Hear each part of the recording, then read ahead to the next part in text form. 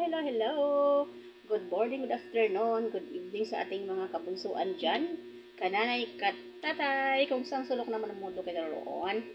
Welcome sa aking YouTube channel and vlogs.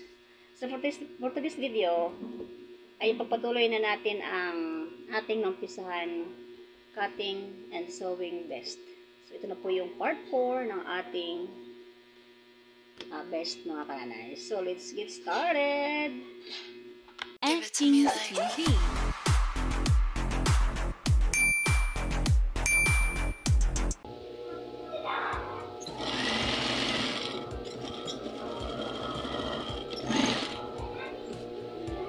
Ayan, tapos na siya. Ayan na, naka-dart na tayo mga kananay. Ayan na.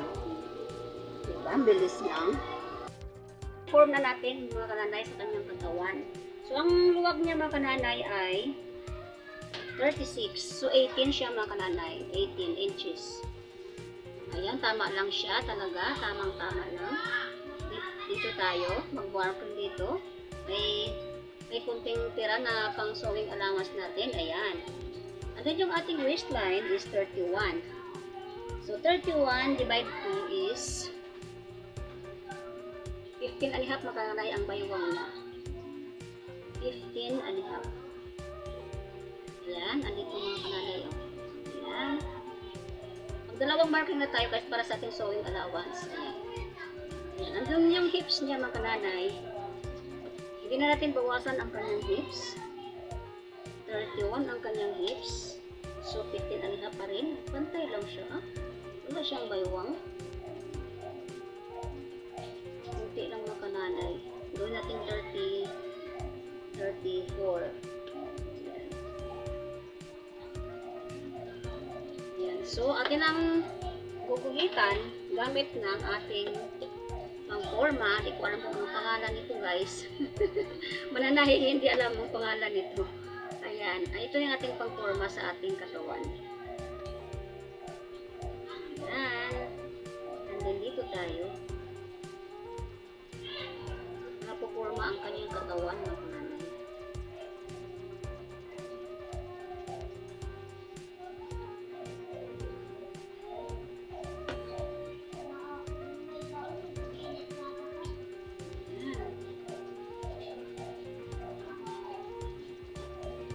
So, ito tinatagin natin yung tira.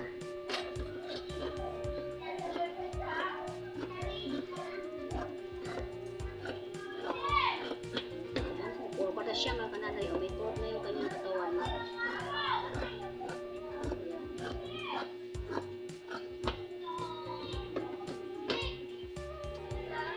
So ngayon, itong gilid na to, i-overlock na natin mga kananay. Ito, overlock na natin to, pati itong dulo.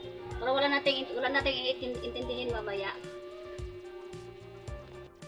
Kananay, na-overlock ko na ito lahat. Na-edging na lahat yan, pati yung lahat na yan, yung shoulder. At yung gilid, ang ating overlock naman ngayon, ang ating edging, ito na naman ngayon. Dito lang tayo sa side ng sa baba ito. And then dito, sa curve na to. Ayan. So, edging na natin mga kananay. Ngayon, na-edging ko na ito mga kananay lahat. Yung ating facing ng ating back. So, unahin natin yung ating sa neckline. Ikabit na natin ang ating facing. Ayan mga kananay. Ganyan lang po siya mga kananay kadali. Ang facing. Ayan o. Nakaporma din siya dito sa ating body. So, umpisa na nating tahiin. Yung kailangan pantay sa umpisa para pagdating sa dulo mga kananay. Katugma siya. Hindi natin pwedeng hilain. Tulak lang tayo. Ayan.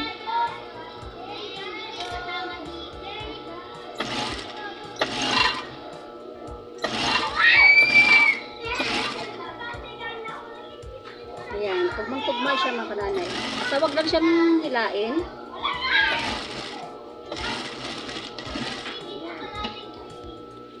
So, atin siyang gupit-gupitin mga kananay. Para mag-curve yung kanyang neckline.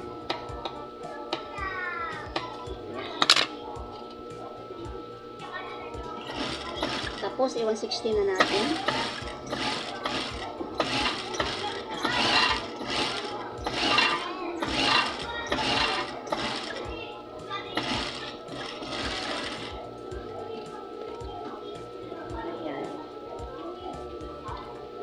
And then, dito na tayo sa kilikili.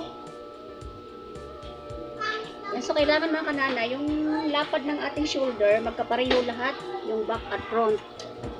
So, kailangan nating sukatin ito. Ayan. 2 3/4 lang siya mga kananay. Ayan. Ayan, dito tayo tumbok ang ating facing.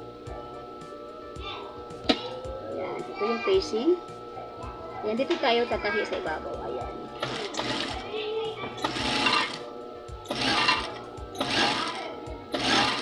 Ayan, yung sinulid putulin na natin para hindi na tayo babalik doon. Close trim tayo mga kananay, wala tayong trim. Tapos ang ating video. So, abangan ang ating part 5. Mga kananay, hindi ko alam kung kailan dahil busy ang nanay. So, kung bago lang po kayo sa aking channel, subscribe na mga kananay. Like and share. And hit the notification button for updated po kayo sa aking masunod na mga tutorial at mga bagong video. So, once again, I'm Rotating Stevie, ang pobreng mananahin ng Antipolo na nagsasabing, ingat! God bless and bye-bye everyone. Big love shout out po sa ating mga kananay dyan. Bye-bye!